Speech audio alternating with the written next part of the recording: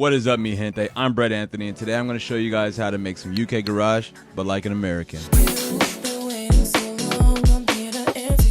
So for my fellow Americans who may not know what UK garage is, more than likely you've probably heard it but didn't know. If you've ever been to a brunch spot on an afternoon with unlimited mimosas, chances are that you've heard it and you didn't know. Instead of having the typical 4 on the floor house pattern, instead it had a different type of swing and sway to it. It was extremely infectious, had R&B chords, a jazzy kind of like a nice vibey feel to it. Chances are that was UK garage. So today we're going to get into it and show you guys how I made some UK garage and how I put an American twist on it. Let's go. So when I think of UK garage, one of the first artists that pop into my mind is going to be someone like Jorja Smith. Would I leave if you were everything I wanted you to be? So some of the producers that created the style and what we're going to be working with today would be like MJ Cole,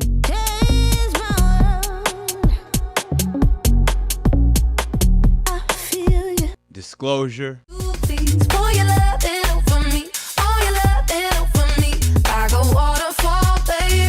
and Conductor.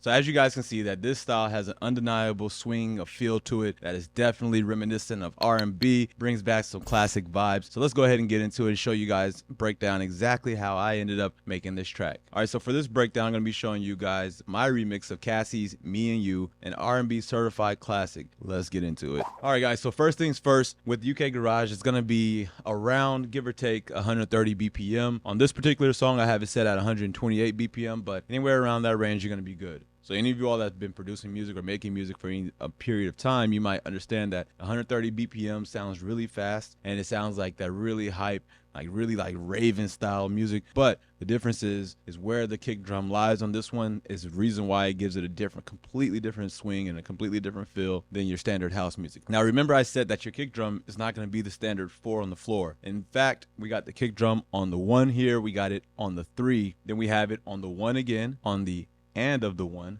and then you have it almost on the E, like you have it like I don't know how to explain it other than in drum terms, but on the E and then the 1 again, or on the 3. So pretty much a kick is going to be on the 1 and on the 3, and then you might add in some variations just to give it more of a live feel. If you notice right here how this kick doesn't hit as hard as the rest of the kicks, well, the reason being is because if you imagine a live drummer, not every single kick is going to be at the same volume. So that's why we have this kick down here to add to it and make it more of a live feel, and that's how you get that swing on it. Also, another thing you might note, speaking of swing, if you zoom in very closely, you will notice that not every kick lands exactly on the grid or on the 1. Reason being is because, like I said, we want us to have a live feel. So what I did was I purposely shifted everything off the 1. Well, certain parts of the drums I shifted off the 1, and other ones are going to be closer to the grid. Now, next thing you want to do is add in a rim shot. If you guys notice here that the rim shots are going to be also off the grid, the first ones, and I have a couple of different rim shots. I'll show you the reason why here in a little bit. So that's one of the rim shots, and then here we have a second rim shot. So you have this thing where if you imagine someone playing the drums, that you have a rim shot and you have a snare hit. The snare hit is what's going to set that overall feel and keep everything in time, and then the rim shot is what's going to add to the swing right there. So when we listen to the rim shot and the snare together, you can see you're already starting to get a nice little vibe there. Also, to add to that 90s R&B feel, or that early 2000s R&B feel, we added in some reverb on the snare. Check this out. All right, next thing in the drum section, what I did was on this drum section, we actually layered it with the glass impact sound effect just to go ahead and add a different tone or different color or texture to the drum beat. So that's what that sounds like by itself when you add it together. it adds just a little bit of shine, a little bit more on the top end of the snare. The snare hits more in the mid-range, so this right here adds a little color to the top of it, and also is something that you wouldn't normally hear. This is actually a glass breaking effect on that just happened to be cut short. And then next I have another snare that's actually pitched down just a little bit, because every time you hit a snare, sometimes it doesn't come out sounding exactly the same 100% of the time. So that being said, we went ahead and added on a different snare right here to give it more of that break right there. So when you hear it in context with the rest of the beat, check it out.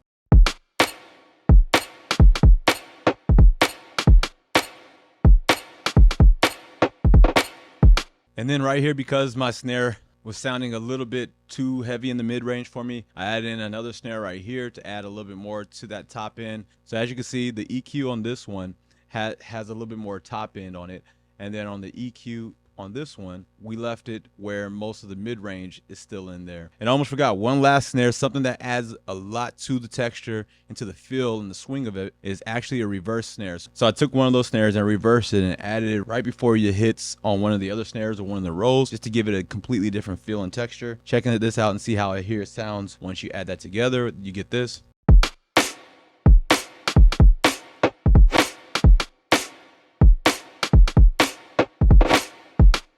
Definitely gives it that 1990s or late 90s New Jack swing / R&B feel. Like, you can't beat it. It's the best thing ever. Now, one of the key things that's missing right now from this beat is going to be the hi-hats. The hi-hats is definitely going to add that final touch onto it. So let me go ahead and break it down to you guys and show you the hi-hats that we added on the top. So the hi-hat you have is definitely not going to be on the grid as usual. They're normally going to play on the end of the beats, very similar to classic house. So check this out.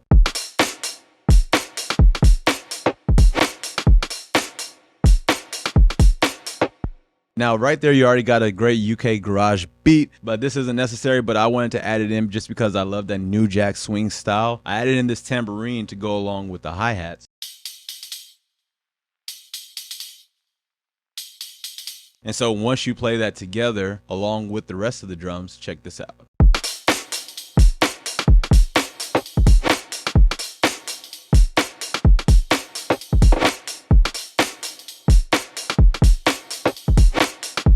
So once you have all that added in together, it definitely adds a lot of flavor or texture to the groove and just kind of seals it for me. Now, for UK Garage, for the most part, the drums don't change a whole lot. There aren't any like huge build-ups and big drops like what you hear in other styles of EDM music. So for the most part, this is just setting a vibe kind of similar to deep house or something like that. So the drums don't need to change a whole lot. You can variate just so it doesn't get monotonous. Next thing you want to do is find you some vocals. So what I ended up doing was taking the vocals from the Cassie Me and You song, which crazy enough, I ended up just going on YouTube and finding the acapella.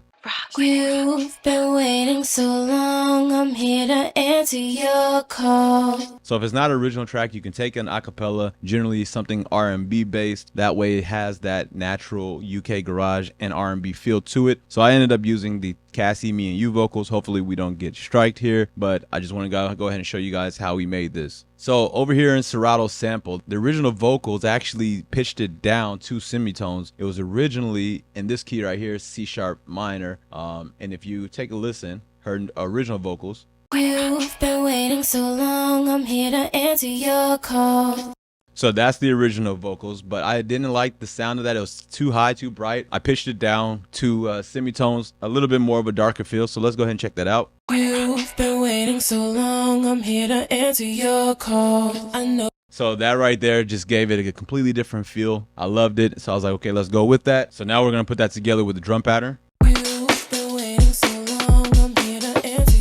So now that we got the vocals lined up nicely, next thing we did was go ahead and add some melody. If you use the vocals, they'll be able to guide you to finding the chords and figuring out what harmonizes and what harmonies work best. For this song, I actually went ahead and reharmonized it and made it completely different. So let me go ahead and show you what chords we ended up going with. On this one, we got an electric piano layer that we started off with.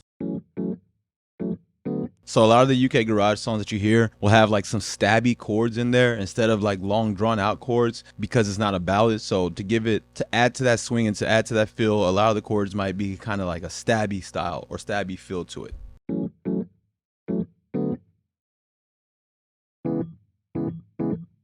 So after that, I went ahead and layered that with the piano. What's really going to be your best friend in this style of music, since that normally, typically you're dealing with the chords, because you're dealing with chords and you have a lot going on with the drums, and somehow you want it to be minimalist but still sound full. What you can do, or a technique that you use, is layers. So what I did was I really layered this sound. I ended up using a different type of synth mid layer for this.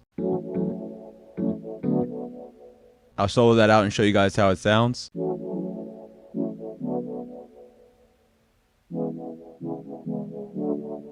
So for that track, we actually had that track going to a bus that's going into the RC Color. RC Color, if you guys, is a plugin that you can use to add some effects like the old vinyl or cassette tape. In this instance, what I ended up doing was adding in a cassette tape sound just to add a little bit of white noise, but a different type of white noise that gives it a warmth and a subtle difference than just being a dry signal. And with that, this is what we get.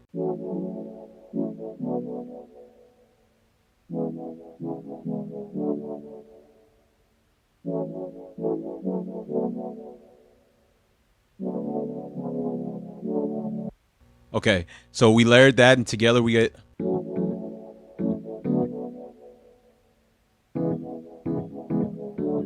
So that was for the first part. Then when the song is building up, to add more tension, so to add more to that melody, we ended up adding another layer to the synth, and which was this layer right here.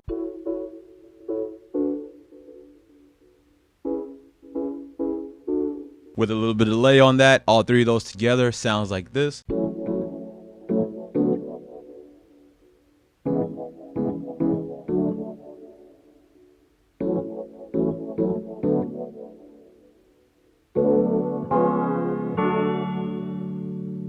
Now, with UK Garage, they typically use a synthesized bass sound reminiscent of R&B, but to modernize it a little bit, I ended up using both a synthesized bass sound as well as an 808 to give it a different variation. Let's go ahead and take a look at those two.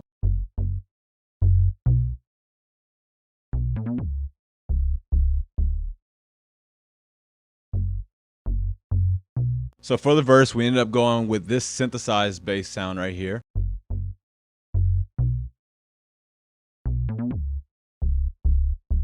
You can hear it pitches down just slightly.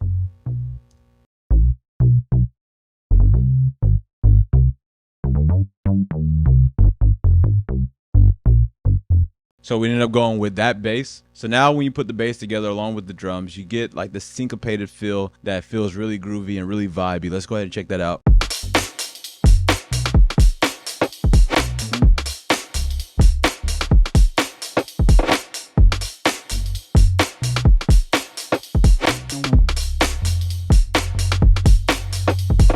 So next thing is we're gonna add in some bass. Now that we got the bass in for the verse, what I ended up doing was taking that bass line and getting a different bass sound that we used for the hook, just to add some variation and to make it a little bit more modern. What we did was throw in an 808 up under there, just to go ahead and give it a lot more of a punch that I was looking for.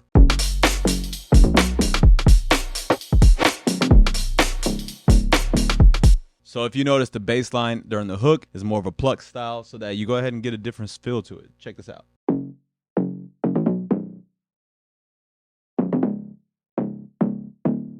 And so what we did was we EQ'd it to where now when we mix it with the 808, we cut the frequencies on the 808 right where this bass kicks in, and we cut the frequencies on this bass so that it doesn't really clash with the 808, and this is what we get together.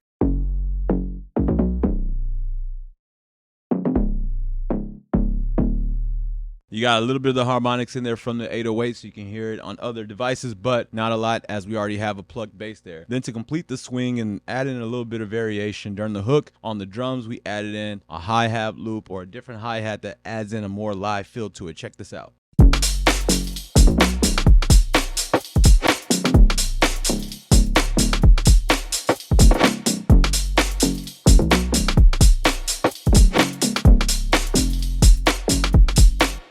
So something that you can do that adds a lot of style and flavor to it, and what I see a common in a lot of UK garage songs, is adding in a vocal chop. So from the original vocal, what we did was we went ahead and chopped it up, put a lot of different, we got some processing on it as well, but we went ahead and chopped up that vocal and put it like this.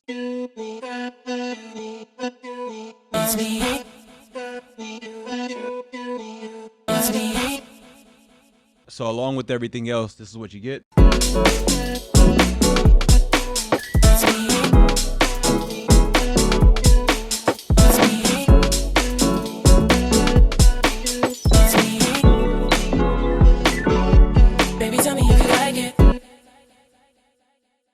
All right, and then last but not least, in the beginning, what I did was I went ahead and made a big intro because I wanted all the sound to be big at the beginning and then drop out when the verse came in. So what we did was we layered up a lot of different synth sounds along with the different vocal chop at the beginning, and this is what you ended up getting. I ended up adding in 2 more saw synths.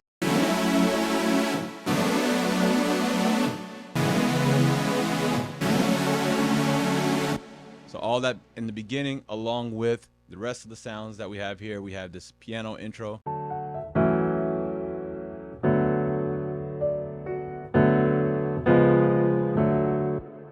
So once we put all that together,